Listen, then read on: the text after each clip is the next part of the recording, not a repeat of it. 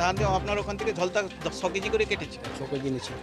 আপনারা এর বিরুদ্ধে কোনো প্রতিবাদ জানাননি? আমাদের যে অফিস আছে, আমাদের সংগঠন আছে, তাদেরকে কেউ জানাননি?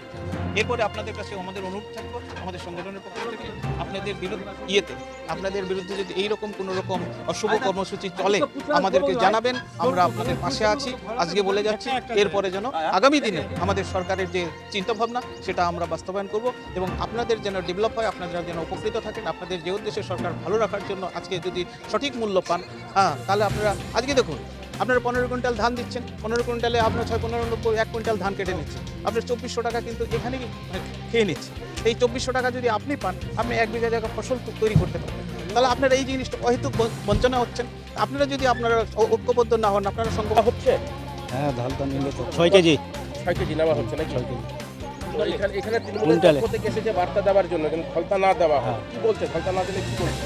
ধানটা না দিলে তো ভালো, না নিলে ধান নিবে না নাকি? ফলতা না দিলে ধান নিবে না? ওটা কথা বলি, জিজ্ঞাসা করিনি। আচ্ছা, কিন্তু ফলতা নেওয়া হচ্ছে। হ্যাঁ, নিচ্ছে বলছে। আপনার নাম? আমিরুল হক, কোথা থেকে আসছেন আপনি? আনিশালা থেকে শিবপুরা। হচ্ছে তো কত করে? কত করে? 5 কেজি 6 কেজি 7 কেজি প্রথমবার আসছেন না এর আগেও আসছে? আসি মাঝে মাঝে আচ্ছা, ফলতা নেওয়া হয়। নেওয়া হচ্ছে। বললে পরে কি বলে? কি বলবো, ঝলতা দিতেই হবে, না দিলে কোনো অ্যালাউ নেই। হ্যাঁ, নিচ্ছে দলটা। কত করে ধান ফলতা নিল? কুইন্টালে 8 কেজি করে লাই। হ্যাঁ, এখানে 5 কেজি লেখা, কিন্তু ওখানে নাপটা যেটা দিই ওর থেকে বেশি লাই এরা। এদেরকে যদি পাশে দাঁড়া করে এটা দিতে হবে। আমরা দিবেন না। ওনারা যে আপনাদেরকে যে বলছে ধলতা, ওনারা বলে নেয় না। ওনারা কিন্তু বললো, স্বীকার করলো ধলতা নেয় না। কিন্তু আপনারা বলছেন ওনাদের বক্তব্য দেয় আমরা ধালটা নিচ্ছি না, কিন্তু ওরা নিচ্ছে তো। এখানে যারা শুনলেন আপনারা, এবার দিবেন না। হ্যাঁ, কোথায় থেকে ধলতা নিচ্ছে? এই যে নিয়ে আসছে, যারা আসছে ধান নিতে, হ্যাঁ এখান থেকে কেটে দিয়ে স্লিপ করে দিচ্ছে। হ্যাঁ, আপনাদের। সেলফ করে দিচ্ছে। আপনার ওজনটা আপনি জানেন তো?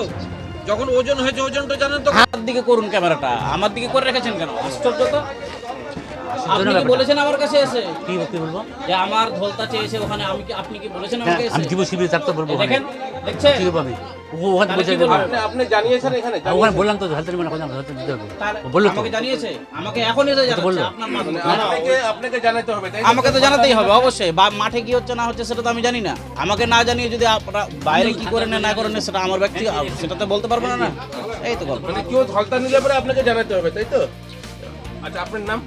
হ্যাঁ, আপনার নাম? আমার নাম আব্দুল মোহামেন হিজাজি। নারায়ণপুর 8 নম্বর বাহিনী। কেন?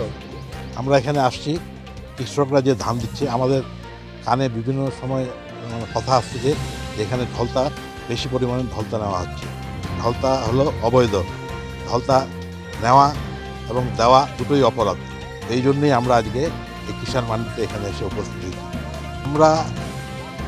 আমাদের কাছে সেই রকম কোনো কৃষক যারা, তারা কোনো অভিযোগ করেন এবং অভিযোগ না করাতে আমরা ঠিক আমাদের দেরি হয়েছে। এখন আমরা বুঝতে পারছি বিভিন্ন কৃষক এখন যা বলছে যে আমাদের কাছ থেকে মানে বেশি পরিমাণে ঢলতা নেওয়া হচ্ছে। এই জন্যই আজকে আমরা এখানে এরকম ধলতা নিচ্ছে?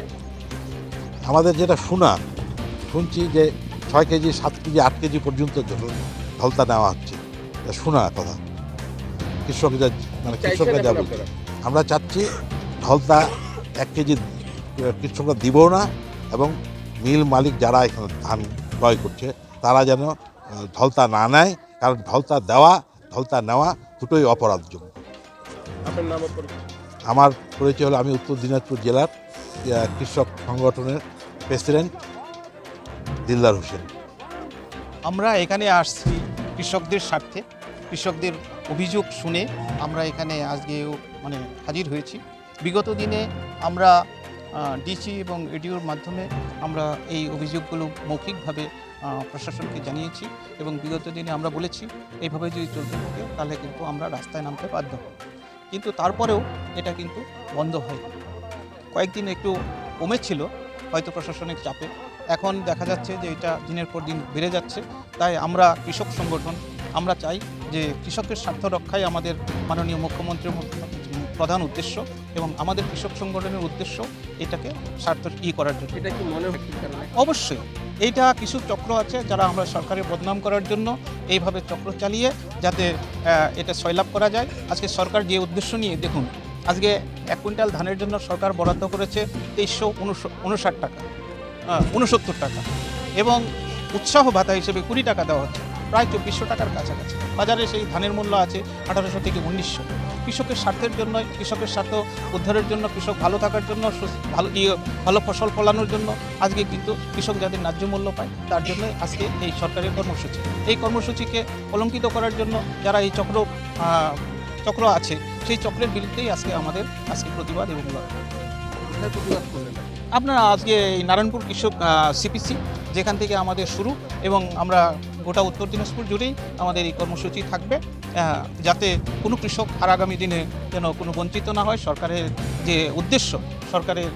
যে উদ্দেশ্যে আজকে এই মানে ধান কেনার কর্মসূচি নিয়েছে সরকার, সেই কর্মসূচিকে সাফল্যমণ্ডিত করার জন্যই আজকে আমাদের সংগঠনের পক্ষ থেকে আমরা মাঠে নেমেছি।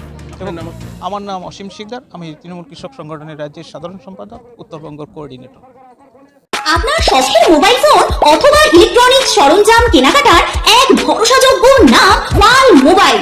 উত্তর দিনাজপুরের রায়গঞ্জে অবস্থিত এই পাল মোবাইলে আপনি পাচ্ছেন Vivo, Oppo, Xiaomi, Realme, OnePlus, nothing, Motorola, iPhone সহ সকল নামি দামি কোম্পানির যে কোনো মডেলের মোবাইল। এছাড়াও রয়েছে ওয়ালপুল, এলজি, স্যামসাং, হায়ারের মতো বিশ্বস্ত সকল company TV, fridge, AC, washing machine সহ প্রয়োজনীয় সকল প্রকার ইলেকট্রনিক্স আইটেমের বিপুল সম্ভার। তাহলে আর দেরি কেন? বাজারে সবথেকে সুলভ মূল্যে আপনার পছন্দের মোবাইল ও ইলেকট্রনিক্স সামগ্রী কেনার জন্য আজই চলে আসুন পাল মোবাইলে। ঠিকানা সুভাষগঞ্জ, রায়গঞ্জ, উত্তর দিনাজপুর। বিস্তারিত জানতে যোগাযোগ করুন এই নম্বরে।